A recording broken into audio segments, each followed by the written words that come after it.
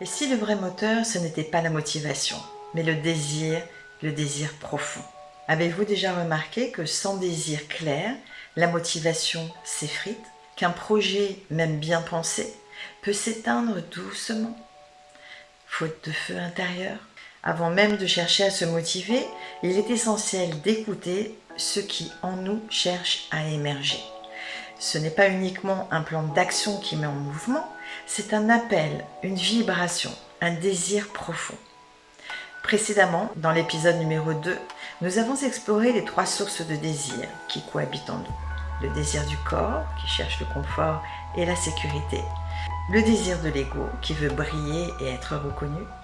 Et le désir de l'âme, qui nous appelle à nous réaliser pleinement, à nous aligner. Nous avons vu que chacun a sa place et sa fonction, mais que seul un équilibre vivant entre eux peut nous mettre en mouvement sans nous trahir. Aujourd'hui, nous allons creuser davantage cette force intérieure qu'est le désir. Pourquoi parler de désir avant même de chercher la motivation? Parce que c'est de là que tout naît. La motivation prend racine dans un désir clair, vivant, vibrant. Un désir qui résonne profondément en vous, qui réveille le corps, qui oriente votre direction et qui vous pousse à l'action. Mais comment nourrir ce désir pour qu'il ne s'éteigne pas? Comment s'assurer qu'il reste vivant et qu'il nous propulse? Cela commence par l'intention.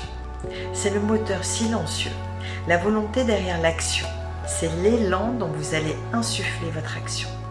Alors voici quelques questions pour vous. Quel est le projet ou le changement auquel vous tenez tant? Ou peut-être est-ce un trait de caractère que vous souhaitez transformer profondément? Prenez ensuite un moment pour clarifier votre intention.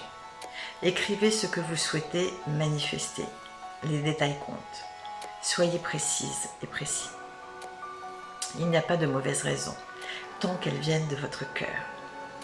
C'est votre intention qui, une fois incarnée, devient la force vitale de votre projet.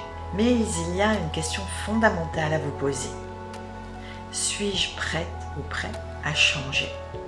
Un changement de comportement, de vision, de manière d'agir. Le désir de transformation ne peut naître que si vous êtes véritablement ouvert à cette évolution.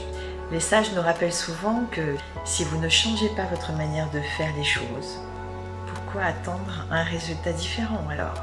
Et cela ne relève pas seulement du développement personnel. La science aussi nous le confirme. J'en profite pour faire une petite parenthèse. Saviez-vous que les neurosciences ont montré que se pousser à introduire un changement dans sa vie active a pour conséquence la création de nouveaux neurones? Et ici, nous ne parlons pas de simples neurones, de neurones lambda, car ces nouveaux neurones sont plus performants, plus agiles et surtout, ils apprennent plus vite. En bref, des super neurones. Comme si la vie nous offrait en retour de notre décision de changement une unité d'élite intérieure pour nous aider à avancer, à changer. Alors finalement, vous comprenez mieux pourquoi cette étape devient la force motrice de votre projet.